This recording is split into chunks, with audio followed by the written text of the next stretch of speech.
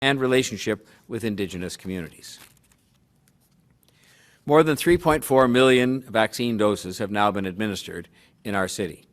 We're making great progress, and that progress will continue through the holiday and the long weekend, thanks to Team Toronto and everyone who will continue to be working through that period to get others vaccinated.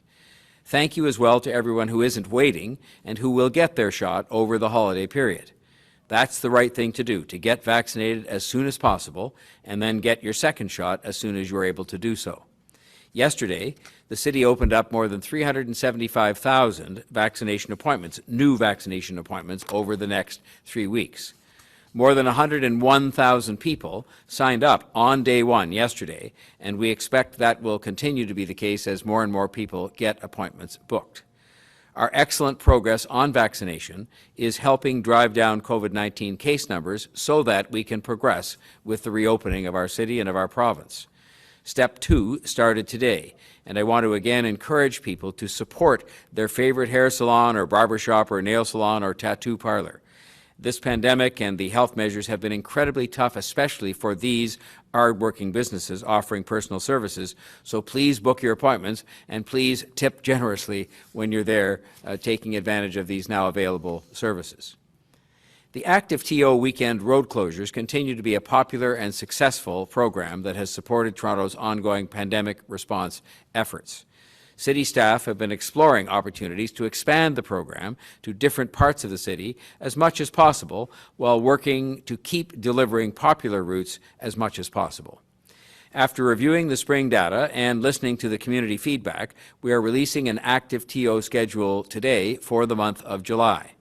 This will help people and families make plans to use Active TO weekend closures and to try the different and exciting options that are being planned.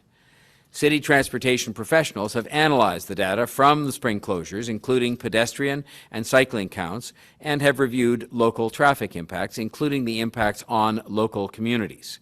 Staff have also listened to the residents from those local communities and taken into account planned summer construction. The July schedule includes flexibility and variety and ensures that weekend closures are available to more people in more places across the city. A minimum of 4 Active TO locations are expected to be available each weekend during the month of July. The schedule includes brand new locations, including all roads within Exhibition Place on July 10th and 11th, a portion of Black Creek Drive on July 17th, and the introduction of the Meadowway in Scarborough as an Active TO route on every weekend in July. The busy Lakeshore Boulevard West route will be back on this coming weekend, July 3rd and 4th, and on the July 31st long weekend later in the month. Staff plan to deliver a version of this popular Active TO corridor every weekend during July, except when the Gardiner Expressway is closed for its scheduled maintenance, at which time we will introduce the new Active TO location at Exhibition Place. A slightly adapted Lakeshore West route will be available between Jameson Avenue and Stadium Road on the other 2 July weekends, July 17th and 18th, and again on July 24th and 25th. This trial approach will help balance the needs of local communities, better manage known traffic impacts that result from the closure, and take into account the effects from local construction projects, serious large-scale construction projects such as the nearby King, Queen, Queensway, Roncesvalles construction, and it helps to reduce the impact on congestion and on transit service. Staff have committed to providing a full vehicle closure of Lower Bayview Avenue as many times as possible in July, and the Lakeshore Boulevard East route each weekend in July. The data gathered from this past spring shows that city staff have delivered Active TO weekends in a responsible way. It also reinforces that we must carefully listen to and respond to the impacts felt by the local communities that are affected by this when those closures are in place. Lakeshore West data shows us that Active TO continues to be tremendously popular. When it is in place, the Lakeshore West route, weekend counts have shown as many as 34,000 cyclists and 5,000 pedestrians on select weekends. The data also tells us, however, the other side of the story. When the Lakeshore West closure is in place, there are significant impacts to travel time, sometimes as much as double or triple, on the Gardiner Expressway and the Queensway. And this, in turn, causes traffic to sometimes enter into the local community and has an impact on them and on their quality of life and the people who live there. What the data does not show is the feedback that we have received from the people who live around the Lakeshore West route, and this is something that goes back to last year but has continued this year. I take this feedback seriously, as I must. It is my job to represent all of the people of the City of Toronto, those who wish to cycle and skateboard and stroller and walk on the active TO routes, but also those who live in the areas around those routes. And it is something that we must take into account in deciding when and where those active TO routes will be made available. The space created along Lakeshore East and Bayview Avenue has also seen thousands of people enjoying these routes for cycling, for walking and running, and there's been minimal impact to the surrounding areas. We've observed cycling counts as high as 12,700 people and more than 15,000 pedestrians along Lakeshore East. On Bayview Avenue, upwards of 5,600 cyclists and 1,400 pedestrians have been counted when the full vehicle closure is in place. You can see, because I've examined myself the traffic information, the impact is much less on that, which in turn includes transit vehicles, and also will then lessen the impact on surrounding neighborhoods, which again is an important consideration for us to look at in all of this. Active TO is a success. You've heard me say before that I would like to find ways to make this program a permanent feature of our city in the summertime, pandemic time or not. It's a great, safe way to go out and be able to get exercise and enjoy the city. It has worked because we're going about it in a data-driven and responsible and considerate way, and we will continue to do so. I'm excited to announce that the free drop-in programs, Parks Play TO and Summer in the Six, will be back this summer to help Toronto kids get out and be active in our parks and outdoor spaces across the city. Starting Monday, July 5th, Parks Play TO will offer 8 weeks of free drop-in and activity-based recreational programming for kids 12 and under from Monday to Friday at 74 different locations across the city. Summer in the Six also begins on Monday. It is also a free program for Toronto young people aged 13 to 24, offering opportunities to drop in, meet up with other young people, and participate in themed activities. Details of these programs can be found at toronto.ca. These drop-in programs are in addition to the summer Camp TO programs, which also start on Monday. We're ready to welcome 4,135 campers to our summer day camps on Monday. These have all been put together in a way that is safe and in concurrence with public health guidelines. With all these recreation programs starting up, it is summer in Toronto again, and I want to thank all of the city staff who are working to make sure that our young people have a fun, happy, and safe summer. They've had to make changes to these programs, modifications to make sure they're safe and healthy. They've done so often in fairly short order, and I want to thank them for all of our efforts. It is a further indication of our collective effort in the fight against COVID-19, and it allows us to move ahead with all of these programs in changed circumstances.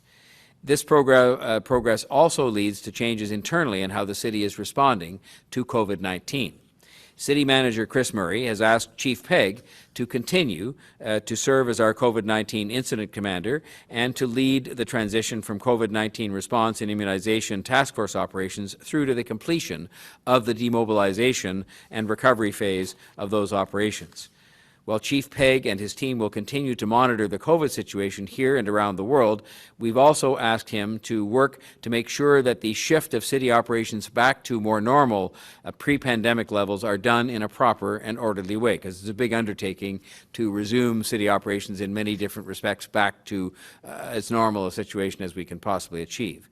I want to acknowledge the work that every member of the Toronto Public Service has done to respond to COVID-19 and to make sure we're doing everything we can to save lives, get people through this pandemic, and continue to deliver city services, because they've done a wonderful job in that regard. And I just want you to know that it is a measure of the confidence we have in Chief Pegg and the wonderful performance he's put forward with respect to emergency operations and now the vaccine response that we have asked him to help us with the transition back to a more normal circumstance. We want to take advantage of the same talent and dedication we've seen in those phases that continue for the time to come yet.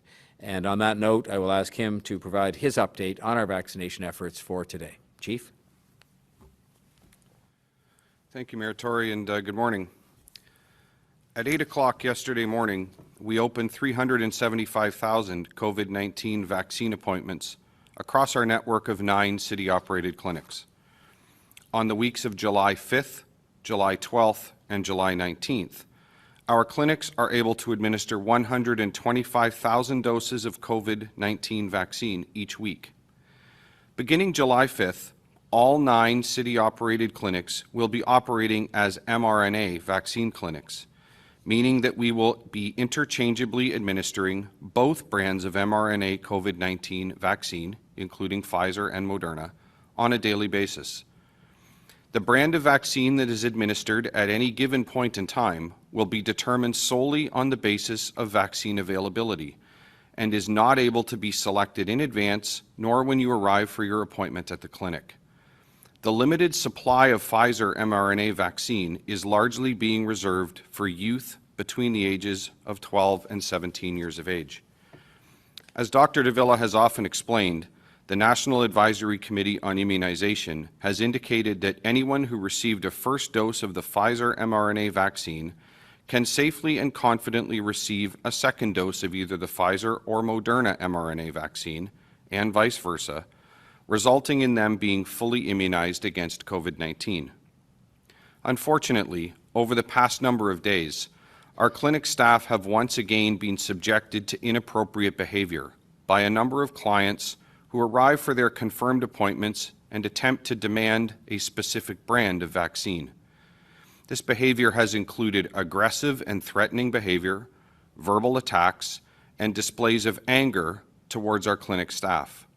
To be very clear, this type of behavior will not be tolerated in any of our clinics for any reason.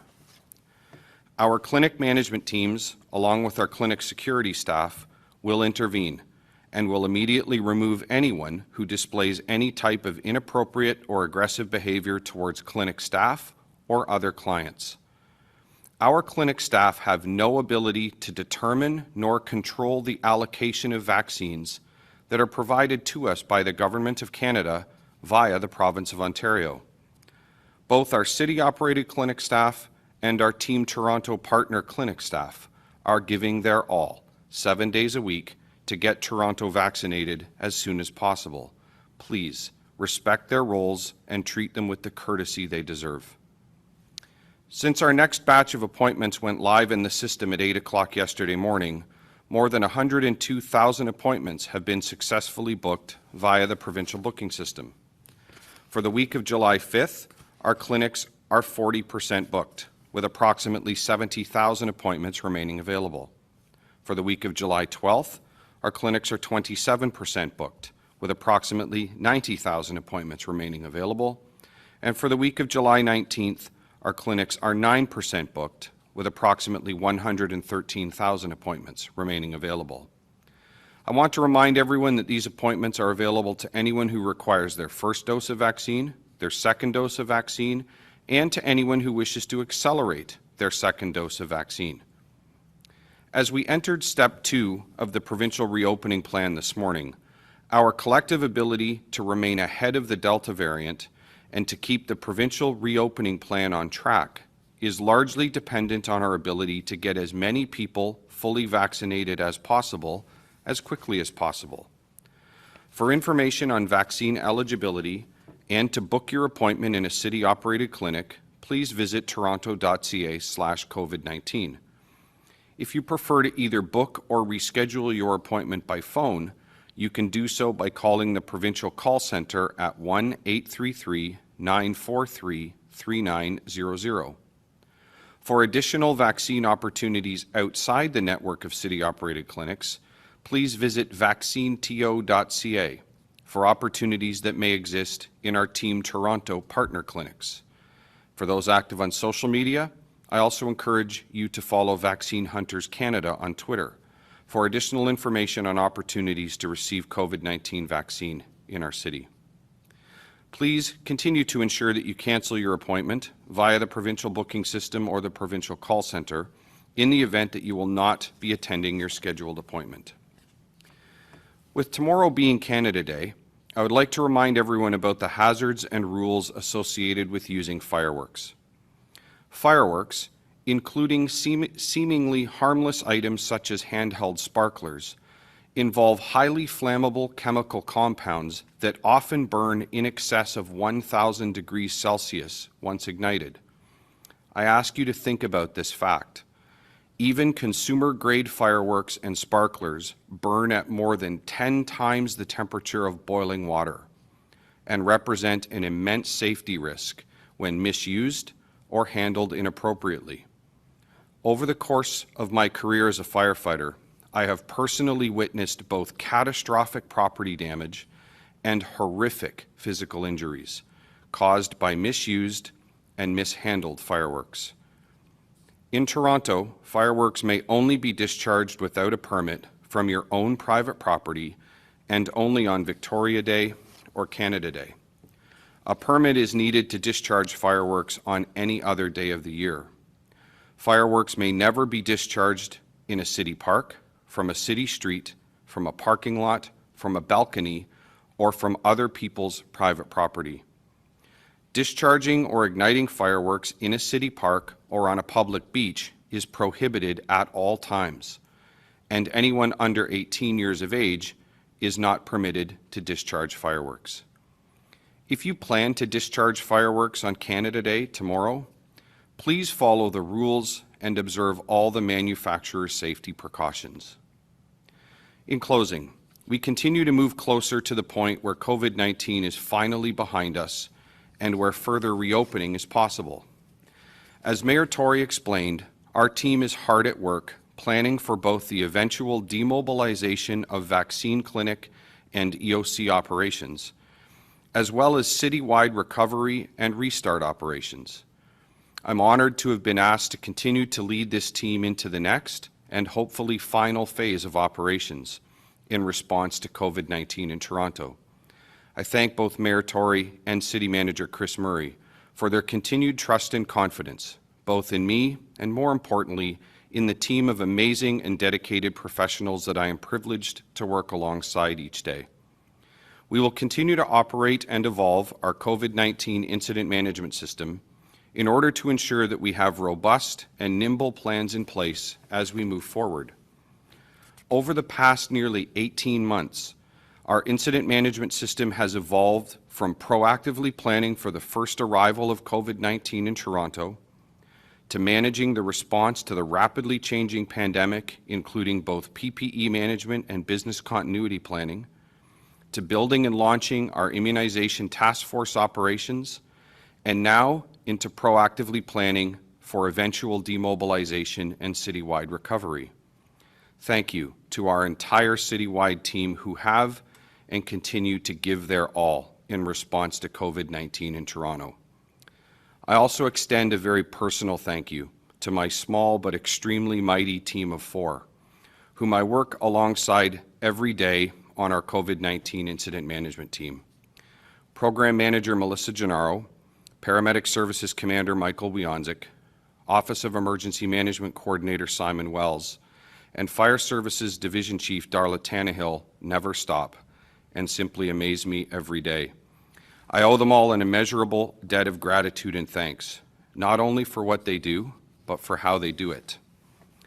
Finally, I would like to extend a very special thank you and congratulations to everyone in our city who is making the effort to get vaccinated, and to each and every resident and business owner who continue to absorb so much as we work together to stop the spread of COVID-19 in our city. Our collective success in beating the COVID-19 virus has come as a direct result of your sacrifice and commitment to beating this awful virus once and for all. Thank you. Thank you very much, Chief. And Mr. Mayor, we'll now go to questions. Reporters on the line, Dr. de Villa is available for questions as well. So we'll go first to Mark McAllister from City News. Mark, go ahead, please. Thank you very much. First and foremost, congratulations, Chief Pegg, for continuing in your role. I wouldn't mind asking about your role from this point forward really quickly in terms of demobilization and the schedule that will be set out for doing so. Obviously, there's a lot of work to be done to get more people vaccinated, but if you could speak to what happens when from this point forward in terms of getting back to normal, so to speak. Thank you, and good morning, Mark. The when certainly remains to be determined. The what is a complex operation, so people may not automatically assume. I can say I'm not even sure that I fully understood until now that demobilizing or starting to scale down and ultimately disassemble and take apart and shut down clinics is actually a more complicated operation than it is to set them up. So our team is now hard at work, obviously in direct and daily collaboration with Toronto Public Health and through Toronto Public Health with the province. So the timing on when any of that will commence obviously is entirely as directed by Dr. de Villa, and that of course will be determined upon vaccine rates and infection rates and all of those things. So that's a medical decision. The logistics operation involves everything from managing the contracts for some of the facilities, making sure that the vaccine booking system or the provincial booking system remains in line and of course consistent with that, and making sure that we have all of the necessary plans in place to systematically and smoothly and efficiently begin to scale down when that time comes. There's a wide range. The city manager has asked our team to lead and to remain connected, if you will, with all of the corporate leadership team, all of the division and agency heads across the city, and really to provide overarching support and assistance to each of them as we move through this process. And we'll simply leverage the same incident management system that we have used throughout to make sure that we can provide that coordination, that overarching coordination, to make sure that we remain connected to the executive leadership teams and to whatever construct we put in place. Presently, it's the immunization task force, so as that ultimately transitions out into demobilization and recovery, I'm sure we'll have a similar executive command structure over top. So we'll continue to operate the same processes. It will just be a little bit a somewhat different lens, and one that we're actually excited to get underway, because all of that, at the point where Dr. de Villa and the Toronto Public Health team give us the green light to begin heading in that direction, of course, that means that we will have beaten COVID-19, and that is certainly a day that I can't wait to celebrate. I know Mayor Tory can't wait to celebrate, and we all look forward to that day. Mayor Tory, anything you wish to add to that? No, just to say that, inherent in all of that, as well as the kind of resumption of normal city services, and we've tried very hard under the leadership of the city manager and Chief Pegg and all of us to continue to deliver all of the city services, I think, basically without exception. But the City Hall remarkably has remained closed during that period for many people, most people. And so we have to, show some leadership in terms of getting people back to work. A lot of people want to come back to work, and we certainly want them to come back to work in the normal manner. And so that, again, as Chief Pegg said, is a complicated matter involving a lot of different things. A lot of people have been redeployed to other tasks, and we have to figure out how to, and when I say undo that and get people back to their normal jobs. And so, again, as we've done with everything, I mean, Chief Pegg was asked by me and Chris Murray to start planning for the operation of city vaccination clinics before there was even a vaccine, because we just knew that this was going to be a big undertaking. He did a great job with a whole team of people, and I think it's one of the reasons why we're doing as well as we are. And so with all of these things, one of the things I certainly learned in business, was that you have to start early to plan for things are going to happen. And this day is going to come. Heavens above, we want it to come very soon. And we just want to have the best plans in place so that it can be relatively seamless for our employees, but even more so for our clients, who are the people, the residents of the City of Toronto. Perhaps before I ask my second question, can Dr. de Villa address that from a medical standpoint and what's expected before that transition takes place? Sure. Dr. de Villa, if you could, there you go. Yes, of course, Mark, and thanks for the question. Clearly, when we're talking about, recovering and getting to the other side of a pandemic, you're absolutely right. There are medical aspects to this.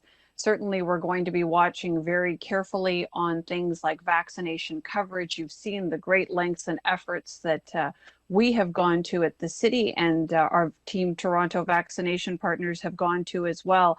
So that clearly those efforts need to continue. We would like to make sure that vaccination coverage is as high as we can possibly get it, recognizing that this is important in order to ensure that COVID-19 transmission is kept to a minimum, to the greatest extent possible. And of course, we're watching the experiences of other jurisdictions, and those experiences are telling us that this is priority number one right now. But certainly we recognize that the health of the city is about much more than just COVID-19, and that restoration of some degree of regularity of activities is going to be fundamental to that. So it is very much a changing environment. I think the chief made reference to the fact that we and as did the mayor, that we wish to be data driven around this, and we want to make sure that we are observing that which is happening in the city carefully while we seek to restore all those activities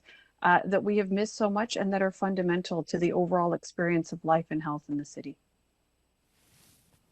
Thank you. I'm wondering, Chief Pegg, if you could also address, you had mentioned some of the activities at clinics that of people getting aggressive. Obviously, you have felt the need to address this publicly. That implies this is a bigger problem than just a couple of cases at a couple of clinics. How big is the problem of people doing these sorts of things, and what has been done exactly? Well, Mark, I think first and foremost what I should say is it is still, when you consider that we vaccinate, we see nearly 18,000 people a day, every single day across our clinics. So the number of people that have represented or have arrived and demonstrated inappropriate behavior is very, very small in consideration of the overall number of folks that we see. Having said that, I do feel it's important that A, we are being transparent, and that B, I'm here asking and frankly receiving, so thank you, receiving the assistance of our extraordinary media in Toronto who can help circulate this message. We have seen an increase certainly this week where people are arriving and are becoming, some people are becoming increasingly aggressive, demanding, if you will, a certain, one brand of vaccine or another. We don't have the ability to meet that those demands necessarily. This week in clinic operations, and you will recall from some of our earlier discussions, there are in essence parallel clinic operations happening. There were an original batch of appointments that were opened in the booking system some time ago, about 60,000 in quantity, and those appointments have an allocation of Pfizer vaccine.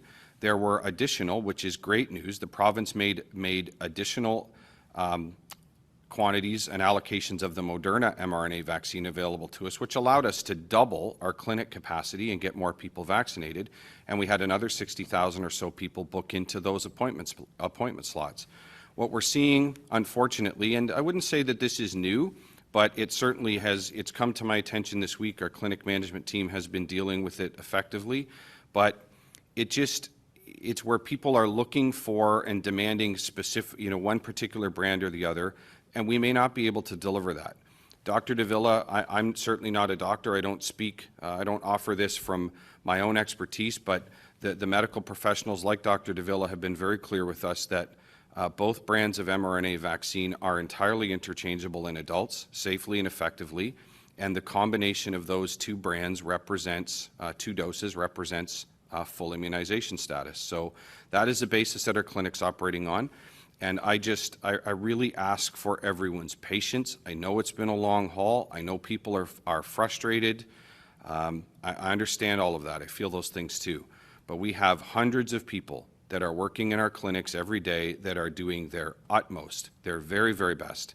And what matters to me, what matters to the city and to Mayor Tory is those clinics represent workplaces for us. And that means that every one of our staff are entitled to a safe and respectful workplace. That is a standard we set here at City Hall. It is what we expect in all of our clinics. So I'm asking for everyone's assistance and cooperation. Like I said in my remarks, the clinic staff, whether it be the clinic management staff or the clinical staff administering the vaccines or all of our support staff, none of those folks control the allocations of vaccine that we receive from the Government of Canada via the Province of Ontario. We receive our allocations. That is what we receive. We open appointments to meet that, and our commitment is to put every single dose of vaccine that we receive into an eligible arm. And the more people that get their vaccine, the faster we're going to have COVID-19 behind us. There are a small percentage of people who will decline, are choosing to decline if they can't get their preferred brand, if you will, and they will leave. That's their right. I respect that. But you know, I'm also disappointed by it because it's very much a missed opportunity for that individual to receive their full vaccination status. So, Mark, thanks for covering this, and to all of our media colleagues, anything we can do to help spread the word, and you know, just my own personal plea to everyone that's going to be engaged in our clinics, understand, please, that these are people that are tired. They're working 7 days a week, and I believe that they all deserve our courtesy and respect, and I will be most appreciative when that is what they get. Mayor Tory?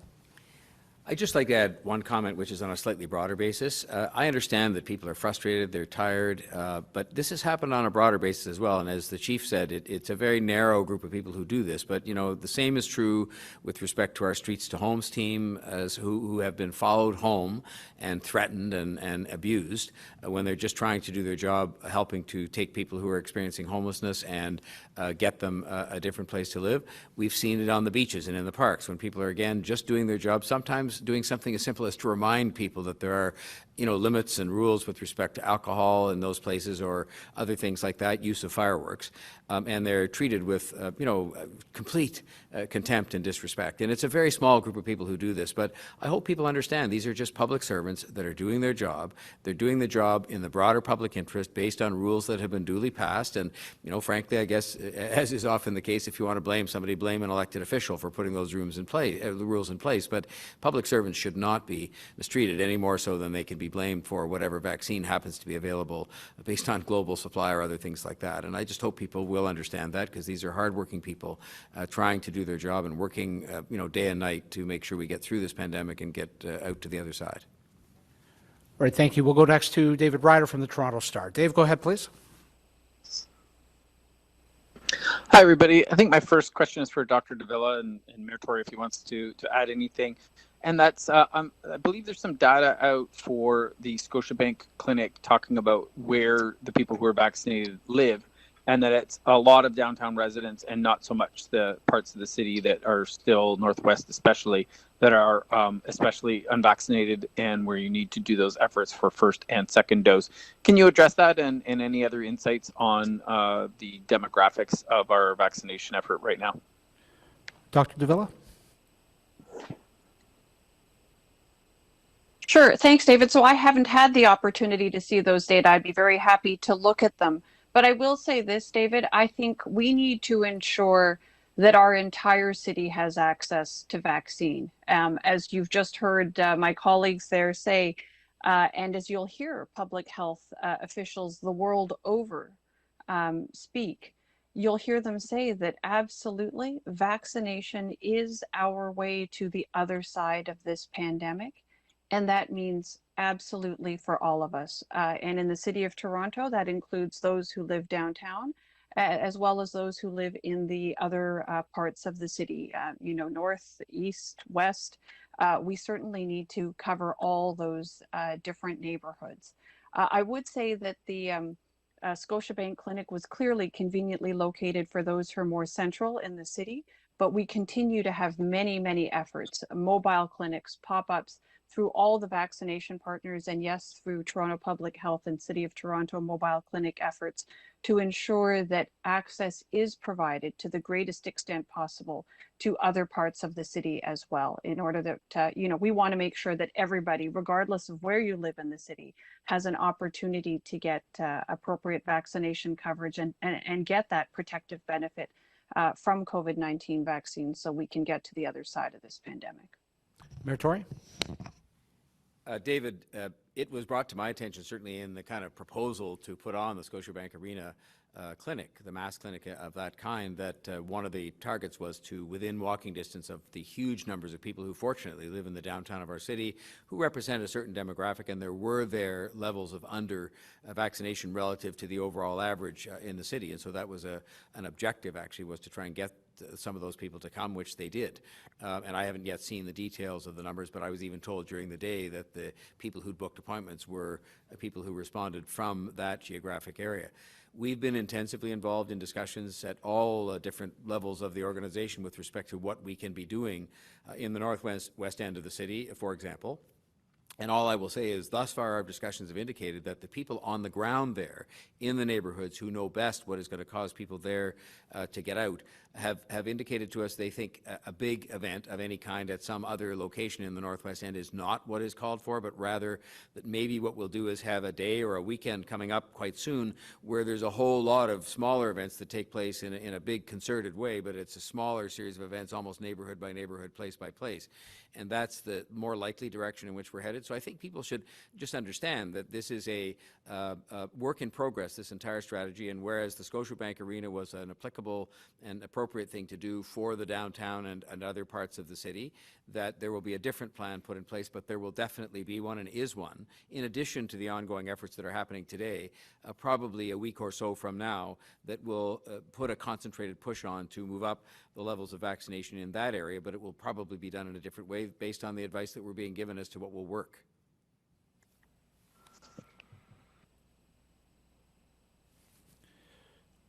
You just muted yourself, Dave. There you go. I apologize. For the this was for Mayor Tory on active TO, and that's originally in the spring when the city staff recommended not involving Lakeshore West at all. It was citing traffic impacts and mostly sort of potential traffic impacts based on other closures nearby. Now we're hearing there's data suggesting the traffic impacts. But reporting by my colleague Ben Spur quoted saying Mark Grimes was very adamant to city staff that in his word, it caused problems and it should not go ahead.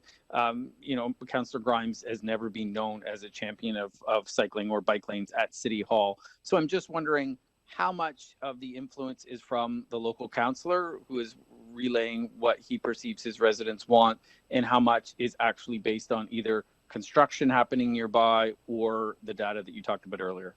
Well, I think the fair answer, David, is all of the above.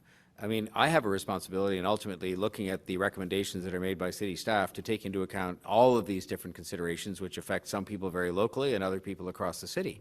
What I don't find to be a reasonable kind of approach is those who just say, well, we should take an absolute position just saying everything will be open regardless of the consequences for anybody else other than those who might want to cycle or those who have a view on that, or that we should bow entirely to the wishes of local residents. We have to take all of those things into account. And so when you see, first of all, on the one hand, the incredible use that it gets, the Lakeshore West option in particular, that makes you want to make it available as often as possible, but that has to be balanced against the fact that it also triples the traffic time, and it's not because it triples the traffic time in and of itself, it is because that in turn causes people then to make decisions to go into the local neighborhoods and cause a very disruptive circumstance for thousands of people who live in those neighborhoods. So my job, as with everything, is to sort of balance those interests, and what we've done, I think, achieves that, which is to say we're going to have it on some weekends as opposed to others. We're going to open up new places to have active TO, so we're not backing away from the principle this is a good program and we should have it,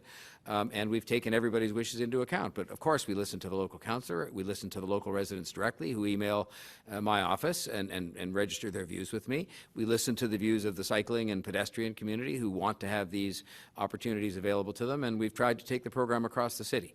And so I'm actually very happy and very content that what we've come up with here for July is a balanced program. We'll assess it again during the month and look at the data and then decide what we'll do for August. But I can't necessarily be beholden to or absolutely listening rigidly to any part of the community because it's not in the nature of my job, and I don't.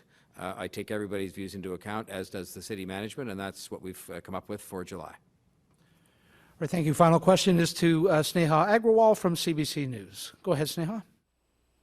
Thank you. I know Chief Pegg addressed fireworks and the rules around them, but we have seen large parties on city beaches during past long weekends. A number of them have resulted in piles of litter and fireworks being an issue. What measures will be in place to manage or curb any of these issues? Hi, good morning.